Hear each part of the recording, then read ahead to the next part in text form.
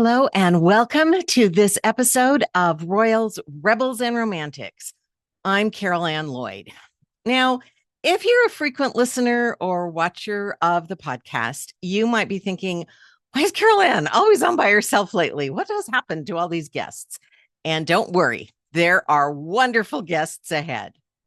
But it's February 2025 as I'm recording the last couple of episodes. And I live in the United States, and it is Black History Month in the United States. And this year, there has been a disappointing amount of questions about why we celebrate Black History Month and whether we should celebrate Black History Month. And it has let me know that I do not know enough Black history in the United States, but especially in British history, which is my field of study. So I realized that I needed to do better. And that's my hope for all of us, that when we realize we haven't been doing well enough, we strive to do better. So I got to work and did my own research. And that's what I shared with you last time. And this episode as well is my research and my stress on the importance of some of these stories that are not as well known to us. And I encourage all of us to realize we need to know about Black history, the history of other people of color in the United States, in Britain, and all around the world. And so that's why I took the opportunity on my podcast to do some of my own research and share some of what I learned. And because I couldn't cover everything, I narrowed it to a couple of topics that are some of the focus areas of my research: women and the Tudors. So last episode, we looked at Black women in British history. And today we'll be looking at Black Tudors and some of the time around the Tudor time, but mainly during the Tudor time. So I will just warn you that I will be reading my notes a little more than usual because I want to make sure I get the names and dates right. Some of this is new information to me as I'm continuing to learn. And also on a more personal level, I've had a terrible cold. So I'm hoping my voice will carry on and not fade away, and that I don't get the sniffles or sneezes or anything. But thank you. I'm so grateful you're here because this is a really important discussion we're going to have. So before I dig into things, I want to give a huge shout out to the historians and some of the sites that I have referred to throughout my program today. And they include the amazing Dr. Miranda Kaufman, whose work is extraordinary. Also, the amazing Dr. Carol J. Brown Leonardi and Dr. Susan Black. These are wonderful historians in this area. Also, the historians at English Heritage and Historic Royal Palaces, Selly Manor Museum, and the National Archives. Some other historians: Cameron Verk, Kathleen Chater, Richard Bevan, David Crowther, Sophie Merricks, Charlotte Small, and my friend and TudorCon founder, Heather Tasco, all of whom have done wonderful work. And I have referred to these folks as the experts, and I appreciate all that they have done and what I've been able to learn from them. And again, I'm just scratching the surface, but I'm grateful to at least, introduce you to some people and invite you to learn more about them. So I'm going to begin by talking about an archaeological dig that was held between 1993 and 2006. And this was in Ipswich in Suffolk, and a number of skeletons were uncovered that were determined to be of African origin. And one in particular was looked at by Dr. Susan Black and her team. And he has become known as the Ipswich Man because of where he was found. And because of where he was found and the means of his burial, we are able to learn a bit about him, which gives us a window into some of the Africans and how they lived during these times. So first of all, from the site of his burial at a church in the church grounds, we know he was a Christian because right up until Henry VIII broke with Rome, England over this period of time throughout the Middle Ages and into the early Tudor period, very much a Roman Catholic nation. And to be buried in a churchyard, you must be a Christian and baptized into the church. And so we know he was a Christian. There were very strict guidelines, and he lived in the 13th century. And certainly during that period of time, to be buried there, he would have had to be Christian. He was also buried in a spot that would indicate he was somehow involved. This was at Greyfriars Church, and the placement of his burial indicated he was somehow involved with the friars at the church. So maybe he worked in the friary or was involved with the friars. We don't know exactly, but it indicates that he was very involved. Not only was he baptized Christian, but he was very involved in the work of the church. What do we know about this church? Well, it was built by Robert Tiptoft, and he built the monastery and others around, but this particular one, Tiptoft was a crusader who traveled with Richard de Clare. And records show us that de Clare had brought Saracens, quote, quote, back with him when he returned from the crusade. So was the Ipswich man one of these? We don't know, but we see some possible connections here. It's likely then that he came from North Africa and that possibly he traveled from there to England with de Clare.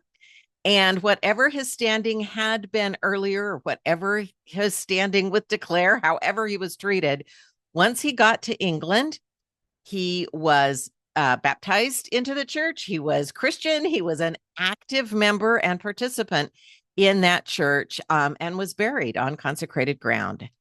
And this gives us a window into the way that Black people were perceived and treated in England during the Middle Ages. The laws of the land, and we see references to these laws in later court cases, stated that there was no slavery in England during this time, during the Middle Ages and early Tudor period, and actually throughout the Tudor period.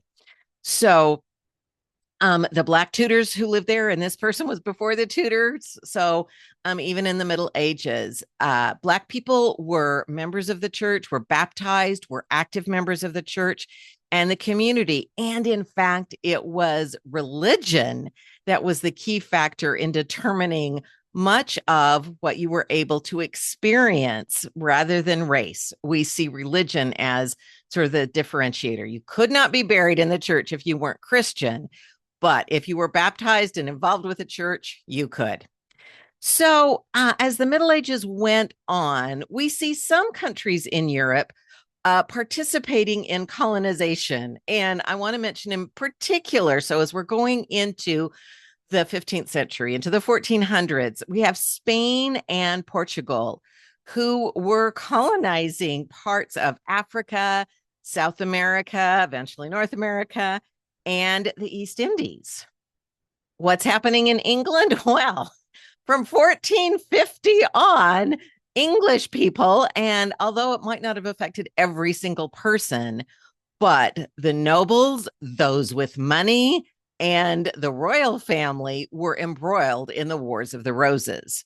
So these expeditions into areas to colonize them took a lot of money and took support of the people in charge. In England, the people in charge were worried about either keeping themselves on the throne or taking the throne from somebody else. So from 1450 on, we have Henry VI on the throne, and then Edward IV on the throne, and then Henry VI retaking the throne, and then Edward IV retaking the throne, Richard III taking the throne, with a moment when Edward V did not quite make it to the throne, but was proclaimed king. And then Henry Tudor becoming Henry VII. That's between 1450 and 1485. So there's so much internal turmoil in England that the colonization is not yet happening there. But Once Henry Tudor takes the throne, he's determined that this sort of revolving door on the throne is not going to keep happening. And he wants to sort of pattern himself after some of the stable monarchies that he sees around him in Europe.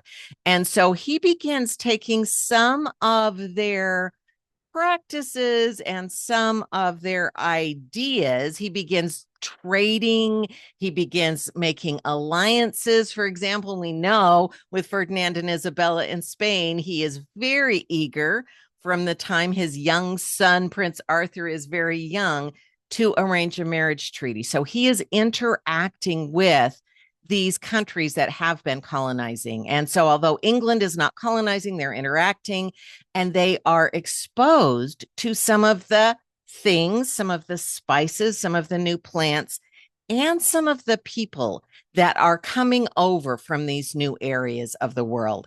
So we do begin to see the records of Black people coming into England, certainly during Tudor times. They've been there before, but particularly when we're talking about the Tudors. And one of the things we do see in Tudor times is that there are Black people serving in the Tudor court. And we're going to look at a couple of these that really tell us a lot about the stories of people coming over, in particular from Spain. And you know, Ferdinand and Isabella and their daughter, Catherine, who becomes Catherine of Aragon, Queen Consort of England, first Princess of Wales when she's married to Prince Arthur, and then Queen Consort when she's married to Henry VIII.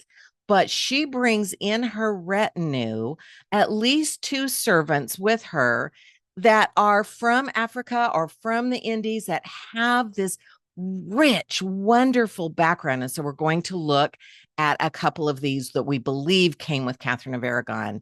And the first is Catalina.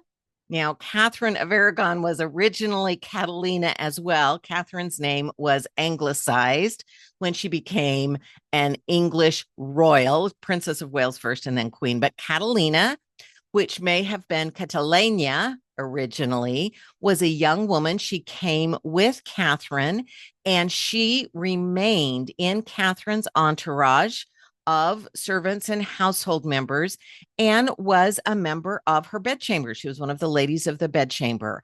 And that means she was close to Catherine of Aragon. She was in her service when Catherine married Prince Arthur. She traveled with Catherine when Catherine and Arthur went to Ludlow. And then, of course, sadly, Prince Arthur died. And so Catherine returned to London. And Catalina was one of the ladies of her bedchamber during all this time. So a large retinue of servants came with Catherine. Some of them stayed with her in England. And we do know that Catalina stayed with her. So probably Catalina had come from Granada in southern Spain. And in one record in England, Catalina was referred to as a slave that was. That's in quotation, a slave that was, which indicates she might have been considered a slave while she was in Spain, but in England, that status was no longer the case. She was a slave. She no longer is a slave when she's in England. And historian Dr. Nubia has concluded that Catalina may very well, and in fact is likely, part of a group of servants coming with Catherine of Aragon that Thomas More referred to in less than flattering terms, let's just say. He described this group of servants coming with Catherine of Aragon as, and I'm going to quote because it's not pleasant. Don't want you to think these are my words. Quote, hunchback, undersized, barefoot pygmies from Ethiopia, end quote. Now, we know that Thomas More, and I've talked about him, he's a complicated person, although we do see him standing up to Henry VIII, standing up for what he believed in, and literally going to his death in that cause. He was not always particularly generous with people who had differences with him. If they had different beliefs, he was very eager to persecute and prosecute heretics. if they had different cultural or ethnic backgrounds. Here we see a little suspicion about this. Now, this might simply be he was surprised or he had not seen people like this before, but the terminology is not positive. So I don't want to paint a picture that Catalina came and everything was wonderful. There certainly were people who were describing her and others like her in unflattering terms, but we do see her gaining free status when she was in England. She was not considered a slave, and she was kept close with Catherine of Aragon and traveled with her. Now, her story, Catalina's story, is sort of popularized and built upon in the Starz series, The Spanish Princess. And so there is some interest in Catalina, and she has been given a little more of a voice in a role that is fictionalized, but it is based on a true person. And it's interesting to look at Catalina and imagine her leaving her home, coming with Catherine to England, being with Catherine for the marriage, and then the death of Arthur, sort of being sent around. And eventually she stays with Catherine over that long period of time, those 7 years after Arthur's death, when Ferdinand of Aragon and Henry VIII can't decide what to do with Catherine of Aragon. Catalina stays with her. And that was a very difficult time. Eventually, Catalina was part of Catherine's bedchamber when Catherine marries Henry VIII. And for a while, things go very well. Catalina eventually goes back to Spain and is married. And her husband dies in 1531. There is a record of that happening. And we don't see her again in the English record until the King's Great Matter. So, since Catalina was part of Catherine's bedchamber when Catherine and Arthur were married, she is considered a possible witness to know what really happened and whether the marriage was consummated. Now, there were efforts to find her. She was not found. She did not become a witness. We don't know why. But it makes me wonder what she might have been able to share with us. I think as a member of Catherine's bedchamber, she probably would have known the truth and might have known very well that, as Catherine said to her death, and I believe Catherine, that the marriage was not consummated. So maybe Catalina could have shared that story, but she wasn't found and we don't know. We can only wonder what more stories she could tell us. Now, another member of Catherine of Aragon's retinue that comes over with her is a musician, a trumpeter named John Blanc. And he actually ends up joining the Tudor royal court. And so we know actually quite a bit more about him. First of all, he joins Henry VII's court. So there are more records. And of course, he's a man. So we just naturally have more records. But anyway, we don't know exactly when or why. It's perhaps after Arthur's death, when Catherine of Aragon's household is severely reduced. She might not need trumpeters anymore. And maybe it's at that time that John Blanc joins the household of Henry VII. We see payments from Henry VII to John Blanc after the marriage. And so at some time after the marriage. So Catherine is now without this trumpeter who is working for Henry VII. And we do know that Henry VII, again, was eager to reflect some of the prestige. He knew that Ferdinand of Aragon had musicians who were Black, and perhaps that's one of the reasons he wanted John Blanc in his household, so he could have some of that cultural heft of some of the other European monarchs. We know that he was issued Black clothing for Henry VII's funeral. John Blanc was issued Black clothing and played in Henry VII's funeral. Now, he had the Black clothing, he had the mourning clothing, he played in Henry VII's funeral. And now, 1509, Henry VII is gone and Henry VIII is on the throne. And here's where we really get to know John Blanc a little bit.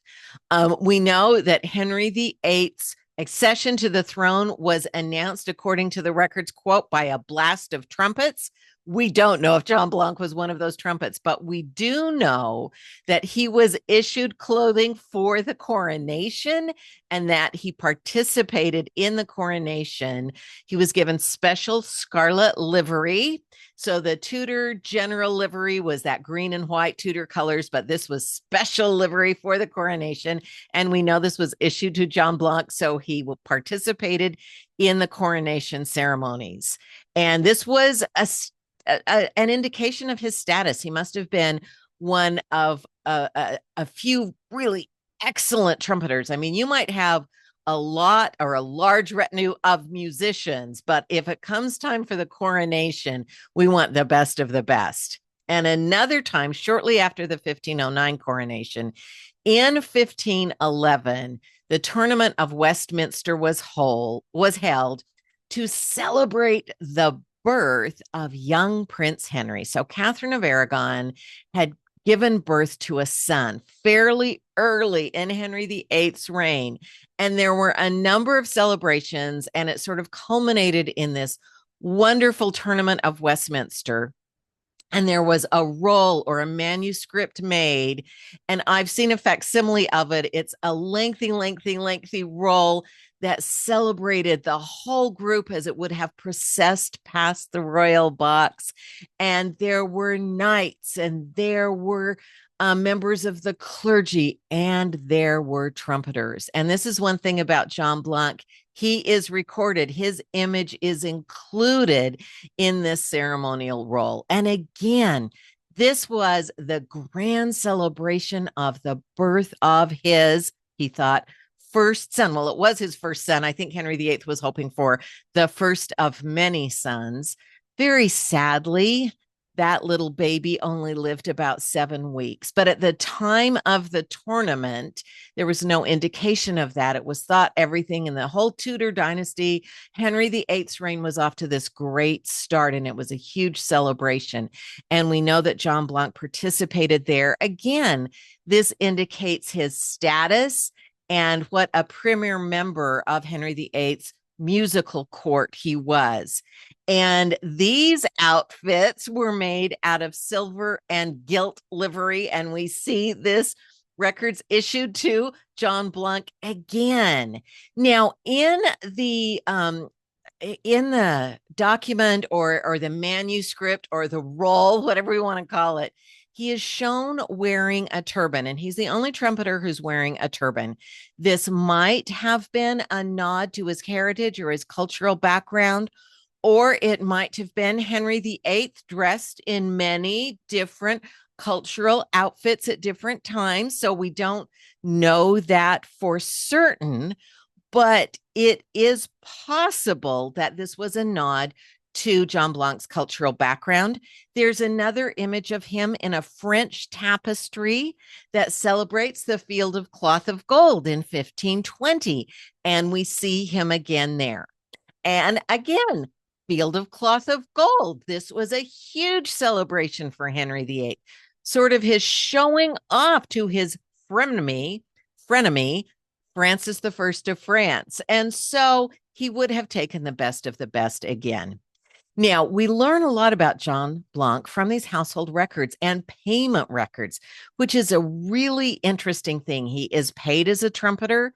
He is given room and board. And one of my favorite things about this story is that he petitions the king for a raise. So apparently certain trumpeters were paid certain amounts of money. Maybe there were senior trumpeters, I'm not sure. But we see one of the trumpeters has passed away. And so John Blanc petitions the king, and there is a copy of this petition at the National Archives. And I want to read it to you. This is what it says, quote, "It may therefore please your highness, in consideration of the true and faithful servant, which your servant daily doeth unto your grace, and so during his whole life intendeth to do, to give and grant unto him the same room," which would mean position, "of trumpet, which Dominic, deceased late, had, to have and enjoy the said same room to your said servant by the 1st day of December last past, stirring your most gracious pleasure with the wage of 16 by the day. He had been paid 8, and he was now asking for 16. And Henry VIII agreed and doubled his wages and gave him that higher position. I think this shows us how well thought of he was by his king. He agreed to the position, he agreed to the higher wage.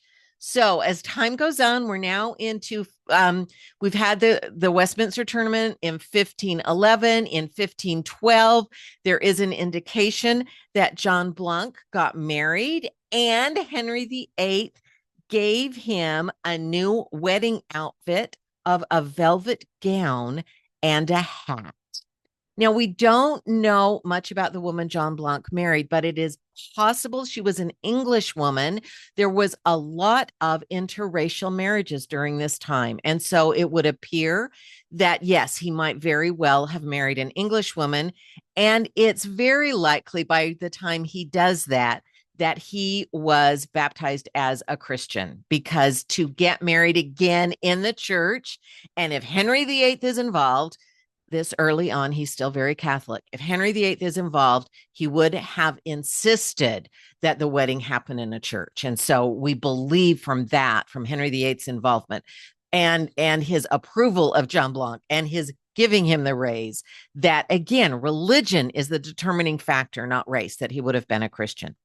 Now, his name, Blanc, it's possible there was a little bit of humor there, that perhaps Blanc, which Blanc in French means white, so maybe there is a little humor. We don't know if he went along with it, if this was assigned to him. We don't know. Now, despite all we know about John Blanc up through 1511, 1512, the granting of higher wages and all of that, in 1514, he is not listed among the king's trumpeters. We don't know what that means. He may have moved. He may have left the court. He may have traveled to another country. We just don't know. But while he was part of Henry VIII's court, he was very well received.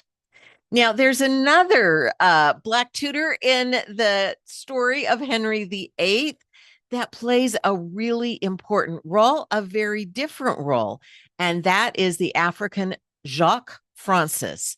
Now, we know Henry VIII is partly known, in addition to all the wives and everything else, for investing heavily in the British Navy. And Henry's beloved ship was the Mary Rose, which very sadly sunk in the Solent after a long history of service. And this was a ship that Henry had spent a small fortune, in fact, a large fortune on. And he stood to lose everything as he saw it go down.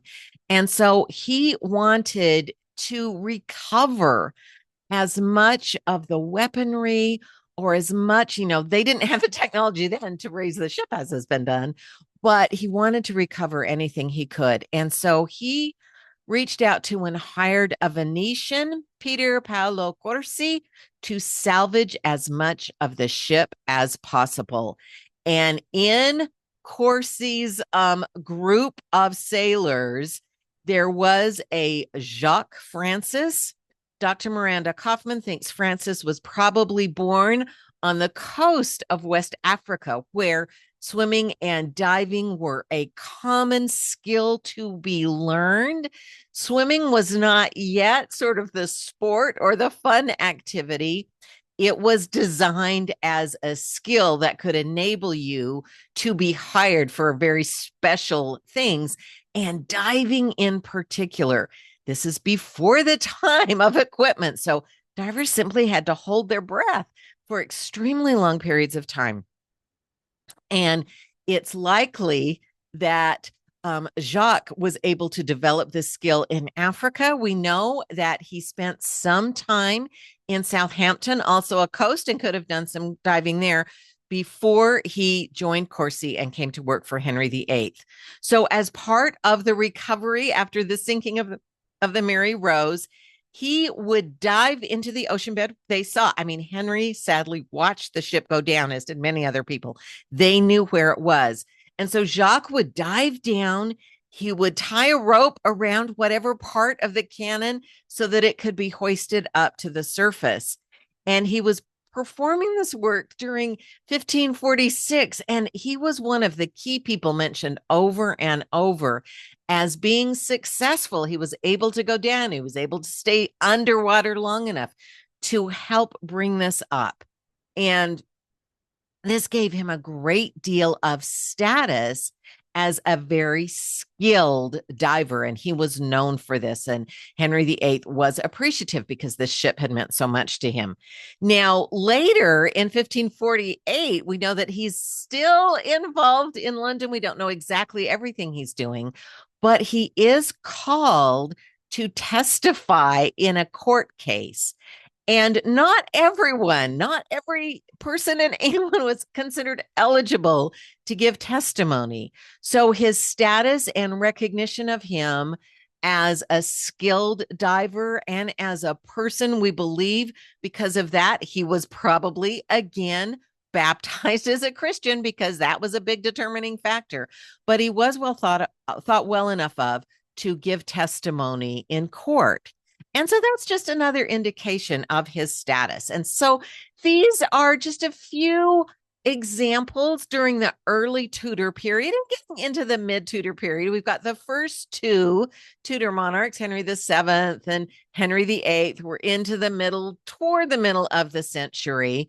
But things do begin to change in the Tudor regime as we go into the second half of the 16th century, and particularly into the reign of Elizabeth I. And there are good stories and bad stories. And I'll just come right up and say that I unfortunately is not strong enough a word. Horrifically, England does decide to become involved in the slave trade, which is an unconscionable practice of capturing and transporting human beings as if they were animals. But England saw the money in it, and John Hawkins started the practice with Elizabeth's approval. Now, I'm a big fan of a lot of things Elizabeth I did, but this is pretty much an unforgivable mistake here. The law in England was not changed. So slavery was not allowed in England, even though England was now officially participating in the slave trade. And it would be years, of course, years and years before this was made illegal. And slavery has left a stain that is still evident throughout the world. So this decision was absolutely wrong. There were, however, still Black Tudors who were free because slavery in England was not made legal at the time. And well into the Stuart dynasty, we do still see at court, the same time that the slave trade's going on, we still see at court Black Tudors who are participating. It's a very strange thing when you think about it. In the 1570s, we have Francis Drake, who was one of Elizabeth's privateers. And one of the things that was happening, Drake famously felt that one of his jobs was, as he said, quote, to singe the beard of King Philip of Spain as we get into the late 1570s and into the 1580s, as Philip is beginning to build up his armada in preparation in the later 1580s for an attack on England. But Drake had for years been going to Spanish ports and carrying on raids and raiding Spanish ships. And some of those ships were carrying not just the gold and the spices that we like to talk about, but sometimes people as cargo too. And there is someone named Diego who had been enslaved in Panama and becomes part of what's known as the Cimarron people, who are Africans who escaped from slavery. And Drake becomes involved with this and, in fact, takes Diego onto his ship and works with Diego to come up with plans to identify and carry out raids on Spanish ports and Spanish ships to capture specifically gold and silver. So they are trying to capture some of the treasures that Spain is bringing back from the New World. And in 1577, when Francis Drake embarked on his voyage around the world to circumnavigate the globe, he took Diego with him. And so Diego had become a very important part of Francis Drake's work for Queen Elizabeth, for the crown, and for himself in doing the things that Drake was doing to make England stronger against Spain. Now, Miranda Kaufman, again, Dr. Miranda Kaufman, talks about the Drake Jewel, which is a celebration of all that Drake was able to do. And perhaps you've seen this. I have. It's really wonderful. If you get a chance to see it in person or to look at some images, of course, in the Drake Jewel is a miniature of Queen Elizabeth. That was the standard practice. You carried around images of the Queen. But there's also two carved figures of precious stone that are part of this jewel. One is white and one is black or very dark. And Dr. Kaufman believes this is a celebration of Drake and Diego and the work that they were able to do together on behalf of the Queen. So it certainly makes sense when you look at, because you can see those two figures and they are very clearly different in color. So I think Kaufman's theory here is really exciting to imagine that there was a celebration of the work that Diego was doing. And there's another Black Tudor that is involved with Francis Drake, and that is Edward Swarthy. And he was involved with Edward Winter. He worked for Edward Winter. And during raids, people were captured as well as cargo. And when they were brought to England, slaves that had been captured did become free when they came to England. And Swarthy was probably one of these. It's likely, we don't know for sure, but it's likely that's how he came to England and began to work for Edward Winter. Now, there was quite a scandal involved with an action that Swarthy undertook. So Winter, who was in charge, he was the boss, had ordered Swarthy to whip another servant, John Guy, and in front of 20 men. This was a public punishment for John Guy, and Swarthy was the one doing the whipping. And the scandal, or the very strange and confused reaction, was not, as we might first think, that there was a black man whipping a white man. That was not what bothered people. What bothered people was that John Guy was of a higher social status than Swarthy. They were not considered mismatched because of their race, but social status. So in England, the priority is religion, and then just barely under that is your social status. And that's why there was so much scandal associated with this. But Winter said that John Guy deserved physical punishment because he, in Winter's terms, deserted his post and married the daughter of someone he considered an enemy. So he considered John Guy to be deserving of physical punishment, and he simply sent his trustworthy servant to punish him or to whip him. So it's an interesting thing. That was the scandal. It was all to do with status, that race did not enter into it.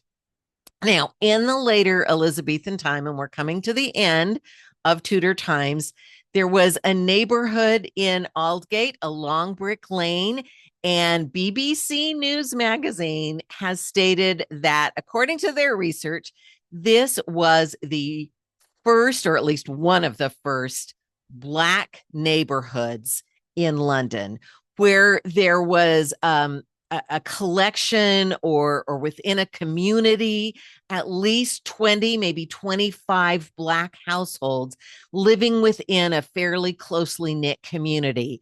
And that was enough for them to consider this a Black neighborhood, one of the first.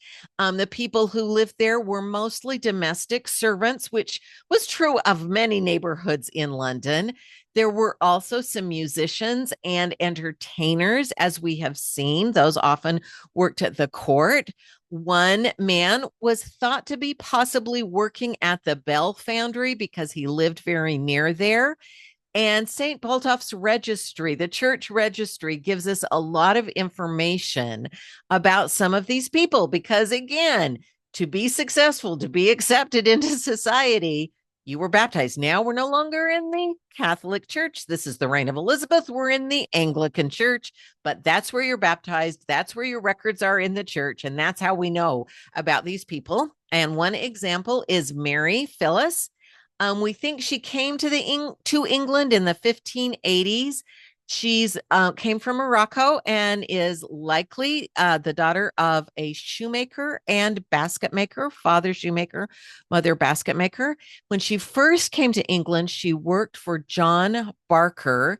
He was a merchant and a trader. And it's likely that in his trade relationships, he brought Mary to England. Then she became free and was hired as his servant. And there were other African servants in Baker's household. He was a fairly well-off merchant and he had a large household. England and Morocco were trading more and more during this time. This was an important port for England. And so Baker was part of that trade alliance. And so that is one of the other ways that some people were coming throughout the Tudor period into England. Now, Mary eventually left Barker's household to work with a dressmaker, Millicent Porter. And this seems to have particularly allowed Mary to become more involved in this church. So she left a more well-to-do household to work for a smaller, more humble household. It may also be that she saw work as a seamstress as something that could give her a greater skill than a domestic servant and perhaps serve her well in the future. And she wanted to become a Christian. So she came to Millicent Porter's household, who was very, very involved in Christianity. It's said that when she came to this neighborhood, and now we have her coming to St. Baldulph's Church, that the vicar met with her and she was examined in her faith and recited the Lord's Prayer, and she was baptized in 1597. So we're coming to the end of the century and almost the end of the Tudor time. And there were 5 women who were special witnesses of her baptism, who were the wives of the leading parishioners. And status-wise, that indicates that the leading parishioners typically were white. And so it was a very integrated parish that these white women were witnessing and welcoming in this young Black woman. And we know that Mary became an active member of the church community. And in this modest household, she gained skills and contributed to the community. And so that is one of the happier stories of this neighborhood, but it was not always that way.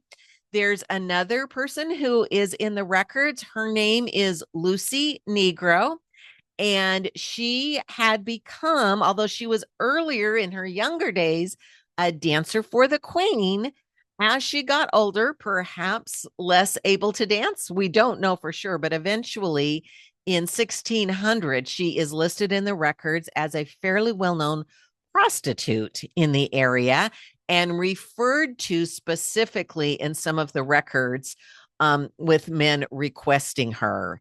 And for however you want to take this, some of the revels that were held at the Inns of Court, Lucy is well enough known to be mentioned by name, not in a particularly celebratory way when you're talking about prostitutes, but her story is told of someone who, and this was true of many people, who fell out of the limelight, had been at court, had lost their job at court, and women in particular were left without many options for making their way in the world. And Lucy is one of these. So, thanks to the efforts of historians over the past several years, we know a great deal more about these particular and others. I've just chosen a few to sort of take us through the scope of the Tudor dynasty. We know that through the 16th and into the 17th century, that Black Tudors and then Black Stuarts, when we changed dynasties, lived across the British Isles in many areas. Edinburgh, northern England, southern England, all over in the port cities, in towns, in rural areas. We have more available records, some of the ones I've talked about who were associated in London and at court, but there are smaller records being discovered all the time, giving us a glimpse into more of these stories and allowing us to hear the stories of people that we don't yet know. And that is so important because as we look to history to learn the lessons from the past, and I'm always saying history shows us what's possible, but we need a more complete and, quite frankly, a more complicated history. It's not all bright and shiny. And for every Mary Phyllis who is welcomed warmly into a community, there is a Lucy who falls out of favor and has to sell her body to survive and is mocked for it. So we need to hear these stories. We need to hear all the stories. And I hope that through meeting just a few of these Black Tudors in this episode, some of the Black women who shaped British history in the last episode, and as we carry on learning more about the lives of people in the past, we can listen more carefully to hear the stories that are not always told. And that we can also dig deep to find the voices and amplify the voices so that we can have a more complete, complicated, multifaceted, multinational, rich history, a diverse history that truly can show us what's possible. I'm Ann Lloyd, and for Royals, Rebels, and Romantics, I thank you for joining us and hope you will continue to work with me, to journey and study with me, past and present, as we learn how the richest, most diverse, and complicated parts of history can show us what's possible. Thank you.